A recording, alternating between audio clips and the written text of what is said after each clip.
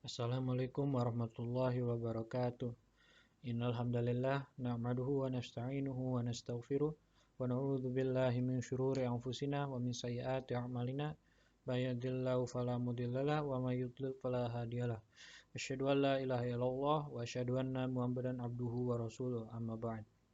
Pertama-tama, marilah kita panjatkan puji syukur kita kepada Allah Subhanahu wa taala yang telah memberikan beribu-ribu nikmat. Tidak lupa juga sholawat serta salam tercurahkan kepada Nabi kita, Nabi Muhammad SAW, keluarganya, beserta sahabat. Semoga kita semua mendapatkan syafaatnya dan mendapat petunjuk hingga akhir kiamat nanti. Pada video kali ini, saya akan menjelaskan tentang ma'rifatullah. Pertama-tama, apa pengertian ma'rifatullah? Menurut Ibnu Qayyim, ma'rifatullah sebagaimana didefinisikan oleh ahli ma'rifah adalah ilmu yang membuat seseorang melakukan apa yang menjadi kewajiban bagi dirinya dan konsekuensi pengenalannya.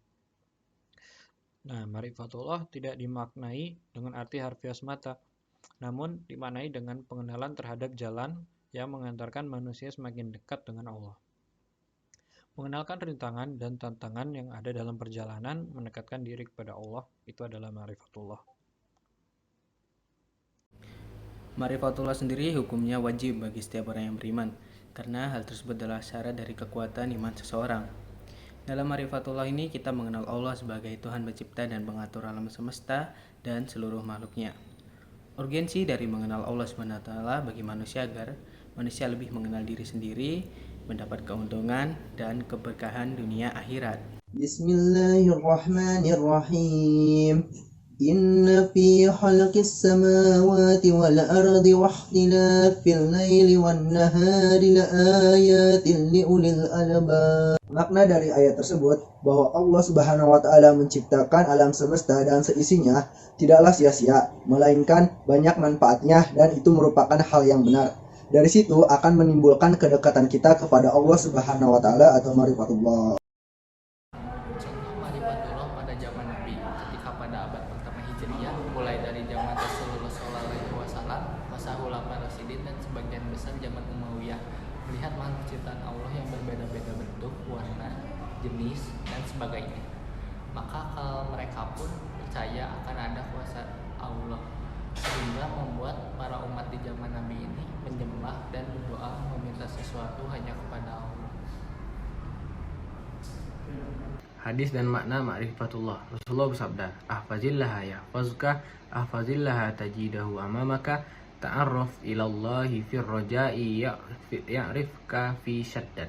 Yang artinya adalah jagalah Allah, Allah akan menjagamu, jagalah Allah dan Dia akan di hadapanmu, selalu bersamamu dan menolongmu. Kenalkanlah atau dekatkanlah dirimu pada Allah di saat kamu dalam keadaan lapang gembira, supaya Allah menolongmu di saat kamu dalam keadaan susah maupun sempit.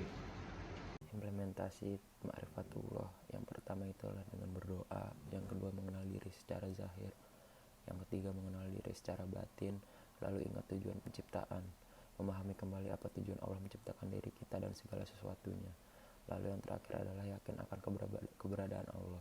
Dengan mengimplementasikan hal-hal seperti yang disebutkan, maka akan lebih mudah untuk mengenal Allah Subhanahu wa taala. Ma'rifatullah artinya mengenal Allah, baik zatnya, sifatnya, maupun asmanya. Maka dengan demikian, ma'rifatullah berarti usaha manusia untuk mengenal Allah, baik wujud maupun sifat-sifatnya. Dari Quran Surat Ali Imran ayat 190 tentang ma'rifatullah juga dapat dimaknai bahwa Allah Subhanahu wa Ta'ala ciptakan alam semesta dan segala sesuatu di dalamnya tidak ada yang sia-sia, karena semua adalah benar dan semuanya bermanfaat. Dari situ juga akan menimbulkan rasa kedekatan kepada Allah Subhanahu wa Ta'ala. Selain itu, hukum ma'rifatullah adalah wajib karena hal tersebut adalah syarat dari kekuatan iman seseorang. Yang terakhir, contoh ma'rifatullah pada zaman Nabi adalah yakinnya para umat Nabi dengan adanya Allah dan menjadikan mereka lebih taat serta menyembah dan meminta apapun hanya kepada Allah. Ma'rifatul Rasul adalah mengetahui bahwasannya Nabi Muhammad adalah Rasul Allah, penyampai ajaran dari Allah.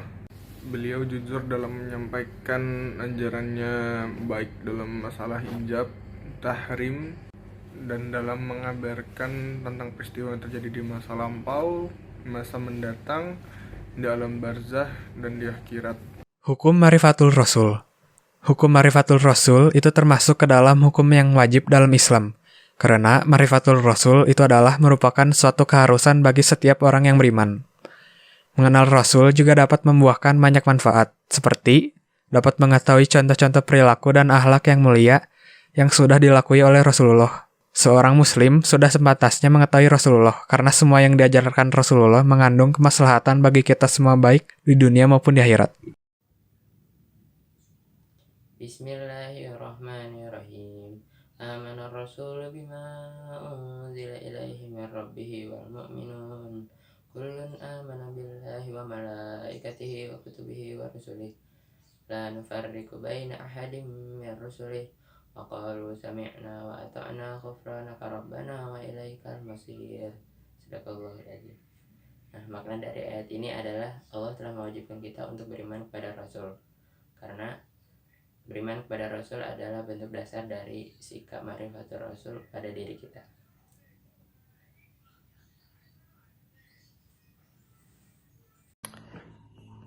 Ketika Umar bin Khattab datang kepada Nabi dan mengatakan, "Ya Rasulullah, aku mencintaimu lebih daripada apapun selain diriku."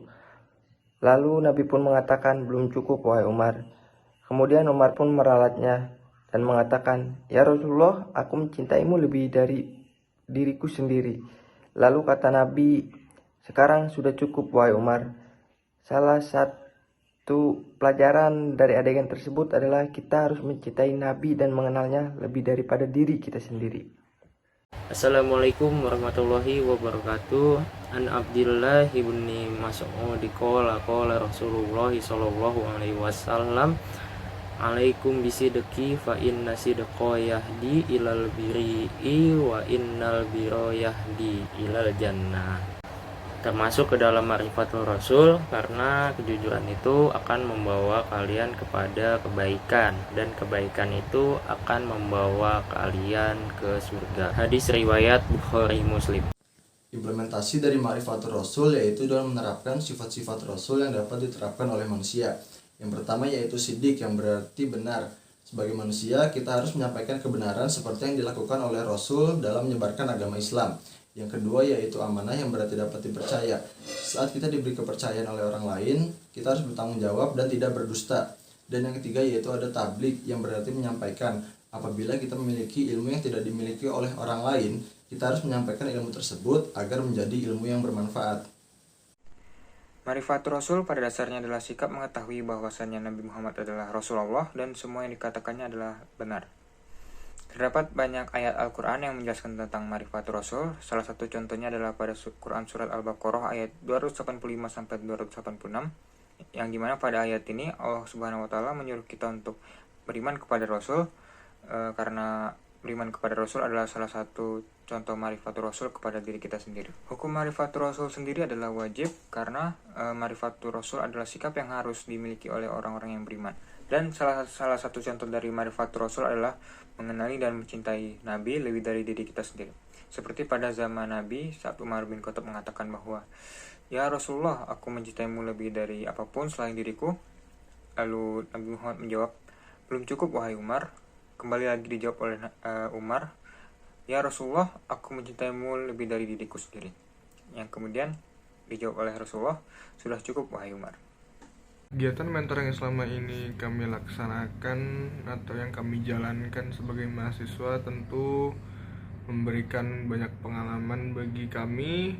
Kami diajarkan untuk mengaji, untuk membenarkan makhraj huruf dan ketelitian kami dalam membaca Al-Quran, dan itu merupakan hal yang sangat penting dalam membaca Al-Quran. Dan ada kultum juga, itu sebagai melatih kepercayaan diri kita saat menyampaikan ceramah di depan orang banyak. Kegiatan mentoring yang kami jalankan selama ini sebagai mahasiswa Telkom itu tentu saja memberikan wawasan bagi kami. Di kegiatan mentoring ini, kami itu diajak untuk mengaji, membentukkan makhraj huruf, dan ketelitian dalam membaca Al-Quran. Dan juga dalam mentoring ini ada juga acara kultum sebagai latihan kita untuk lebih percaya diri untuk menyampaikan hal sesuatu atau kultum di depan banyak orang. Untuk harapan awal saya selama mengikuti kegiatan mentoring adalah supaya saya lebih tahu dan mengenali lebih dalam tentang agama Islam. Dan untuk harapan kedepannya, semoga ilmu-ilmu yang sudah diajarkan di dalam kegiatan mentoring akan berguna dan bisa terpakai untuk kedepannya. Untuk harapan dari saya yaitu saya harap kedepannya itu lebih difokuskan lagi, dan untuk jadwal rutin saya harap itu diadakan sehingga tidak mengganggu jadwal lain yang mungkin sudah saya janjikan kepada orang lain. Dan saya harus absen karena saya tidak bisa hadir karena saya memiliki janji juga dengan yang lain. Lalu dengan tugas ini juga saya harap saya bisa membangun relasi dan membangun lebih banyak lagi pertemanan dengan lebih erat satu sama lain. Terima kasih.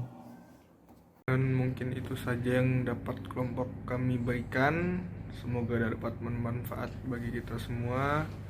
Mohon maaf sebesar-besarnya jika ada salah kata, karena manusia tempatnya salah dan yang benar hanya milik Allah SWT. Akhirul kalam, wabillahi taufiq wal hidayah. Wassalamualaikum warahmatullahi wabarakatuh.